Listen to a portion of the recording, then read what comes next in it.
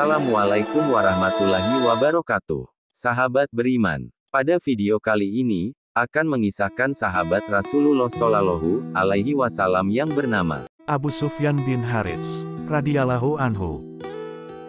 Tidak ada tali temali yang menghubungkan dua pribadi seperti yang mengikat Rasulullah Shallallahu Alaihi Wasallam dengan Abu Sufyan bin Harits. Dua insan itu lahir nyaris bersamaan. Keduanya sebaya dan dibesarkan dalam keluarga yang sama. Abu Sufyan, bukan Abu Sufyan bin Harb, ayah Muawiyah, adalah sepupu Rasulullah Shallallahu Alaihi Wasallam. Ayahnya, Harits bin Abdul Muthalib, adalah saudara Abdullah, ayah Nabi Muhammad. Hubungan keduanya menjadi semakin erat karena mereka disusui oleh Halimah Sa'diyah secara bersamaan. Mereka pun menjadi dua sahabat bermain yang saling mengasihi satu sama lain. Karena hubungan yang demikian erat tersebut, maka kebanyakan orang menyangka Abu Sufyanlah yang akan paling dahulu menyambut seruan Rasulullah Shallallahu Alaihi Wasallam, dan dialah yang paling cepat mempercayai serta mematuhi ajarannya dengan setia. Namun kenyataannya tidak, bahkan sebaliknya, justru ketika Rasulullah mulai menyampaikan dakwah di kalangan kerabatnya secara sembunyi-sembunyi, api kebencian menyala di hati Abu Sufyan. Kepercayaan dan kesetiaannya selama ini berubah menjadi permusuhan.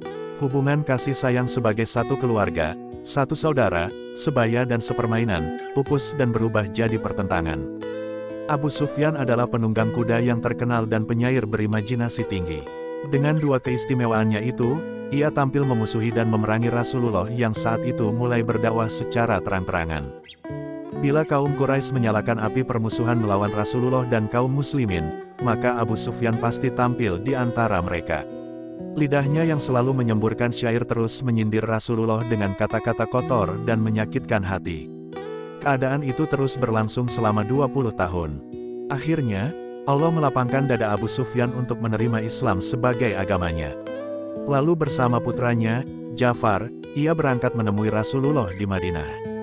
Ketika bertemu Rasulullah, Abu Sufyan menjatuhkan diri di hadapan beliau.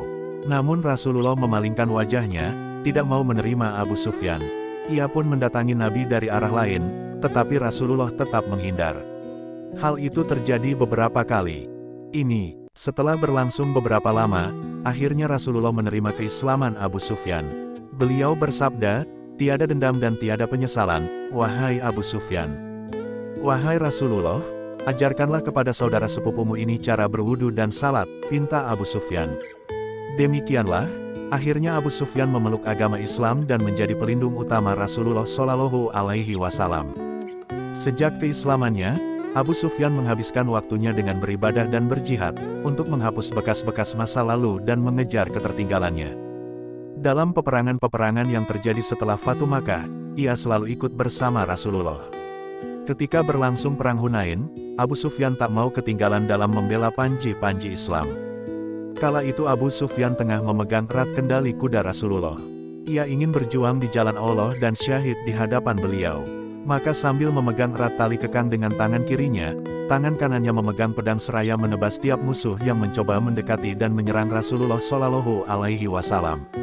Akhirnya kaum muslimin meraih kemenangan dalam perang itu.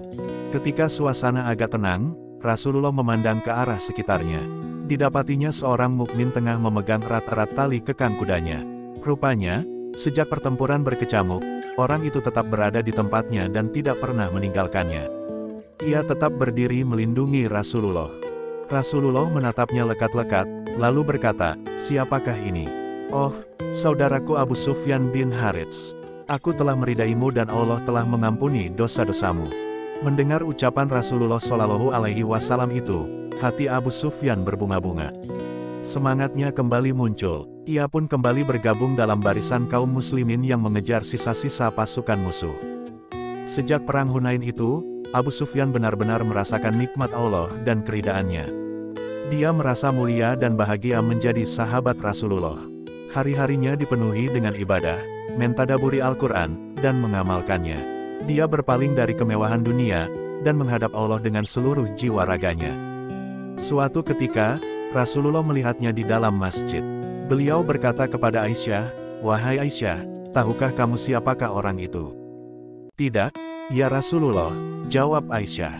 "Dia anak pamanku, Abu Sufyan bin Harits." Perhatikanlah, Dialah yang paling pertama masuk masjid dan paling terakhir keluar. Pandangannya tidak pernah beranjak dan tetap menunduk ke tempat sujud. Dialah ketua pemuda di surga. Pada masa pemerintahan Umar bin Al-Khattab, Abu Sufyan merasa ajalnya sudah dekat. Lalu digalinya kuburan untuk dirinya sendiri.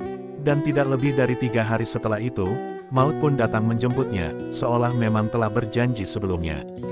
Sebelum ruhnya meninggalkan jasad, ia berpesan kepada keluarganya, sekali-kali janganlah kalian menangisiku. Demi Allah, aku tidak melakukan dosa sedikit pun sejak masuk Islam. Khalifah Umar turut menyalatkan jenazahnya. Al-Faruq meneteskan air mata duka atas kepergian salah seorang sahabatnya itu. Wallahu alam bishawab. Semoga kita bisa meneladani beliau para sahabat Rasulullah Shallallahu Alaihi Wasallam. Dan semoga video ini bermanfaat untuk sahabat semua. Terima kasih sudah menonton video ini. Dukung channel ini dengan cara subscribe dan like video ini. Sampai jumpa di video selanjutnya. Assalamualaikum warahmatullahi wabarakatuh.